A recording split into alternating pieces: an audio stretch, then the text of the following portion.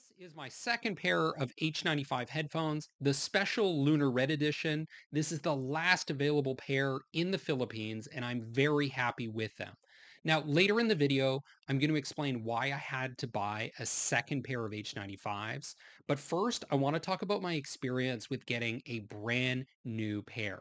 So the first thing is that you no longer get the special custom B&O flight adapters like you did with the older versions. So what I did is I just kept using the old one from my Chestnut H95s. The other thing that I found with getting a brand new pair is that everything felt a little bit tighter in a good way. So for example, the dial here in the metal was very tight. It hadn't loosened up yet over time. Now, in terms of comfort, loosening, not a huge problem, right? It molds to your head a little bit better, so that's a good thing.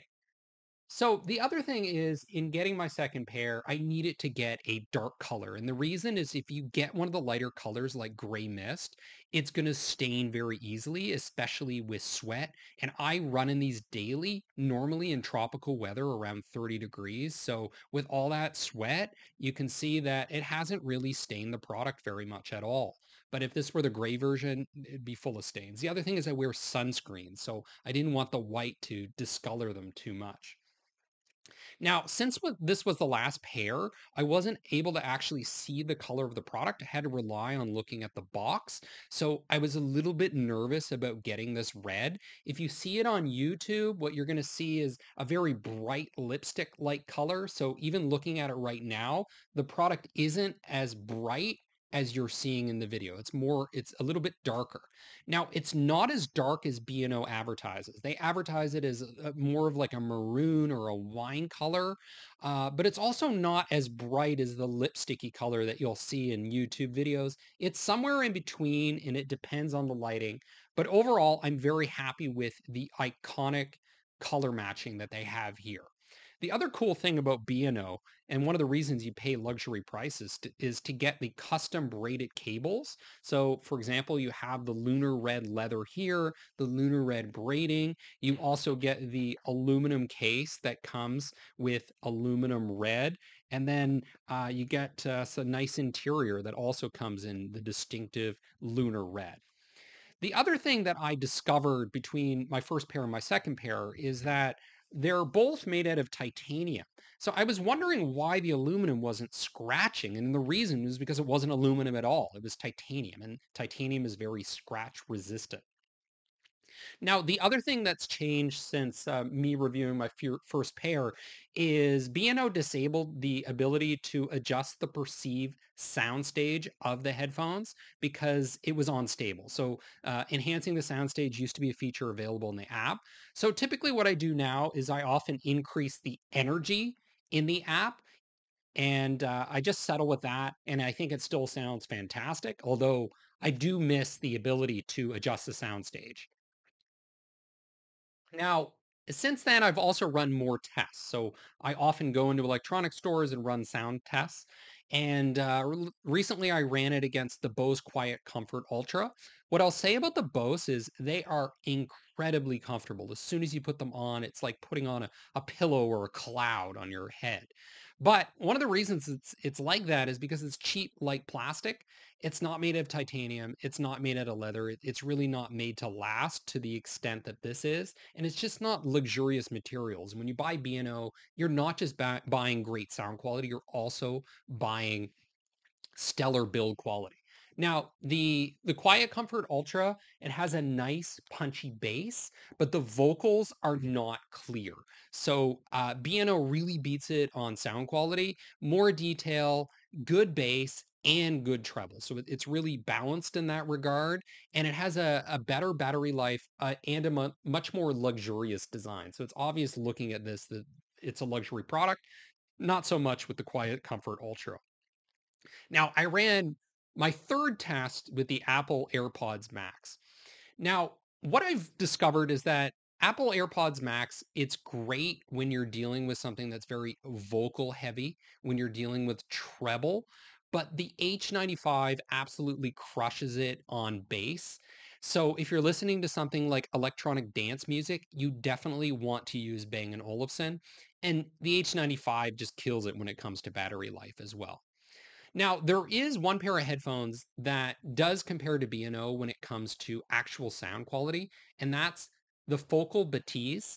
And I tested these in Seoul, Korea, and I gotta say, they sound great, but they don't look or feel luxurious. They have cheap build quality. It feels like a light, cheap plastic set of headphones, but they do. They sound fantastic. The user interface is pretty basic. It's not going to be as cool as using the rotary dial here on the H95. And the battery life's pretty good. They advertise it up to 30 hours, but H95 still does much better in that respect. Now, moving on, why did I buy a second pair of H95s? Why did I buy the Chestnut and the Lunar Red?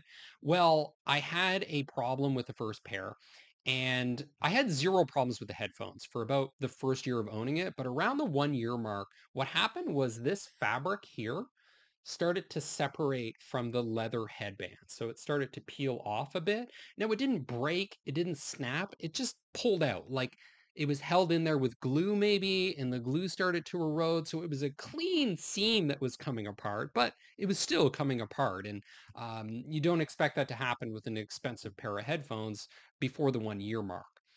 Now, Bang & Olufsen offers an international warranty that lasts 3 years. Amazon also backed that up with their own 2 year warranty. So if the manufacturer B&O doesn't cover it, Amazon will, and they'll give you your money back, even though I'd rather just get a pair of replacement headphones, which is what the manufacturer offers, but not what Amazon was offering. Now, B&O kept saying that yes, they do cover this as part of the warranty, even though it's not critical to the function, like it's not something breaking on the inside here. It still plays music, but they said yes, it's covered. So from the get-go, they admitted that. But it was a huge pain getting my second pair. It took almost 2 months to get the issue resolved, to get these replacement headphones. Email support with B&O is terrible. They just kept telling me to request a shipping label that never came. And they said, oh, just wait, just wait. Oh, request it again. But it just never came. So there was obviously some sort of big logistical issue happening. And the shipping companies are terrible in general. Even my first pair, the HX, were they delivered it to the wrong address, and basically the couriers uh, don't care about the end consumer. They only care about whoever's paying them, which is the companies that ship the products. So I think that's probably what was happening in terms of the shipping label. Now, the other thing that email support told me was very specific retail stores to take these to. So there was one in Canada when I was there. There's another one in the Philippines, which is where I am now. And when you go there, even if you have to drive 2 hours to get there, the store will just say, oh, we won't do anything about it. So they don't take any responsibility, even though headquarters is saying, yes, that location will replace your headphones. So there's definitely a disconnect between B&O retail stores, like branded B&O retail stores, and actual B&O headquarters or the company itself. Now, I will say that the phone support is excellent. So they do a great job managing it, hiring the right people for the phone support. So I recommend doing that. Personally, I don't like getting on the phone, but it's what you have to do to get these issues resolved. Now, ultimately, what I had to do was talk to B&O headquarters and get them to talk down to the regional headquarters in Asia. And then the regional headquarters in Asia is able to force the individual retailer to refund the purchase of my second pair.